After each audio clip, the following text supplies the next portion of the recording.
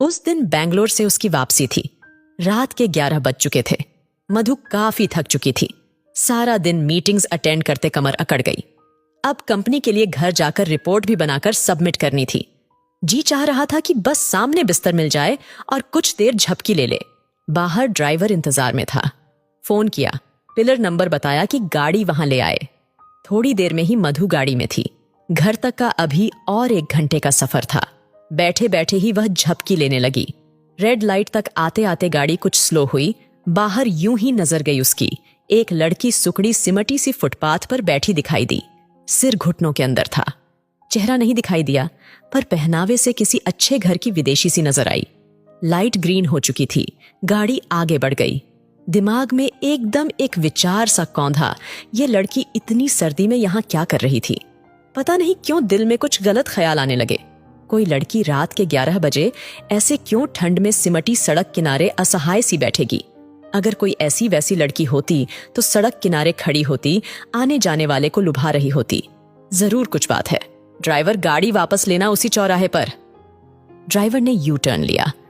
अब गाड़ी दोबारा यू टर्न लेकर उसी चौराहे पर खड़ी थी।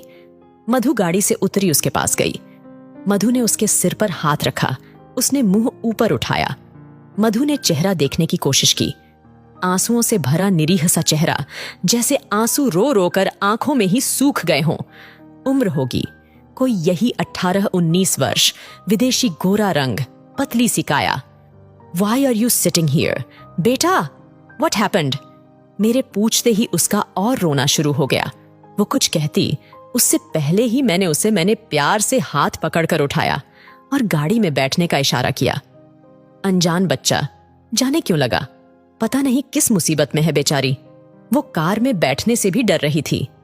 मैंने उसे आश्वस्त किया, डरने की कोई बात नहीं, मुझे मां की तरह ही समझो। गाड़ी में बैठते ही मैंने उसे पानी का गिलास दिया। मधु ने उससे पूछा तो उसने सिसकते हुए सारी बात बताई। नया देश, नई जगह, वो यहां के लिए बिल्कुल अनजान थी, ऐसा उसने बताया। बस दिल में एक ख्वाहिश थी उसकी इंडिया देखने की। उसके दादा इंडियन थे, बहुत साल पहले अमेरिका चले गए और वहीं बस गए। माँ अमेरिकन थी और पापा इंडियन। कुछ वर्ष बाद ही माँ बाप अलग हो गए। उसने बताया तब उसे बिल्कुल अच्छा नहीं लगा था। दादा के मुंह से इंडिया के बारे में उसने बहुत सुना था।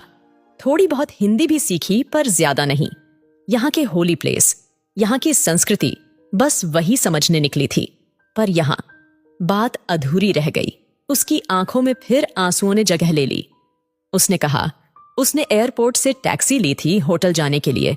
थोड़ी दूर आते ही ड्राइवर ने उसका पर्स सामान सब छीन लिया और यहां उतार दिया। मैं हेल्प के लिए चिल्लाती रही, पर कोई नहीं आया। किसी तरह वहां से यहां चौराहे तक पहुंची। हो तो तुम अमेरिकन हो? उसने हां में सिर हिलाया। तुम्हारा वीजा, पासपोर्ट सब उसी में था। डोंट वरी, मैं हूं ना, मैं तुम्हारी हेल्प करूंगी, मेरे साथ चलो। मधु ने उसे दिलासा दिया।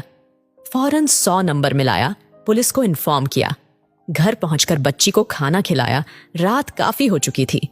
मधु भी बहुत थक चुकी थी और शायद वो लड़की भी, इसलिए मधु ने उसको बिस्तर दिया और सो जाने को कहा। सोचा, शेष कार्रवाई तो सुबह ही हो पाएगी। मधु को इतनी थकान के बाद भी नींद नहीं आई। दिमाग में पता नहीं क्या चलता रहा। मुश्किल से थोड़ी देर सो पाई कि सुबह का अलार्म बजा। ऑफिस में मेल डाली छुट्टी के लिए, उसे उठाया, फ्रेश होने को कहा। अलमारी खोली, आयशा की जीन्स टी शर्ट टंगे थे। उसने उस लड़की को पहनने को दिए। अलमारी खोलते ही उसकी आंखें भर आई। याद आ गई आयशा की। आयशा, उसकी बेटी अभी कुछ महीने पहले ही अमेरिका गई थी पढ़ने के लिए।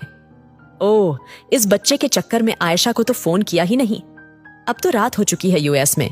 हैरान थी कि आज आयशा का भी फोन नहीं आया, वरना तो वह खुद ही कॉल करती है। बच्चों को बाहर अकेले पढ़ने भेज तो दिया, पर दिमाग में चिंता ही बनी रहती है। वो भी इसी उम्र की ही तो है। अब तक तो सो चुकी होगी। शाम को बात करूंगी, जब वहां सुबह होगी। अगला सारा दिन निकल गया थाने में रिपोर्ट लिखवाते, अमेरिकन एम्बेसी में इन्फॉर्म करते। अब आगे की कार्रवाई की जिम्मेदारी एम्बेसी की थी। तब तक मधु उस बच्ची को साथ ले आई। घर आकर कुछ चैन की सांस ली कि अचानक आयशा का नंबर ब्लिंक हुआ फोन पर। कोई कह रहा था उधर से, आपकी बेटी का कल सड़क एक्सीडेंट हुआ था। कोई लेडी साथ थी जो तुरंत इमरजेंसी में एडमिट कर गई। अब वह खतरे से बाहर है, हॉस्पिटल में है। वो लेडी अगर समय पर न लाती तो कुछ भी हो सकता था। अब यह खतरे से बाहर है, चिंता की कोई बात नहीं, लीजिए बात कीजिए।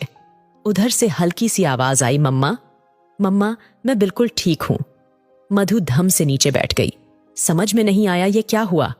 कौन थी वो औरत जो उसके बच्चे को हॉस्पिटल तक छोड़ गई?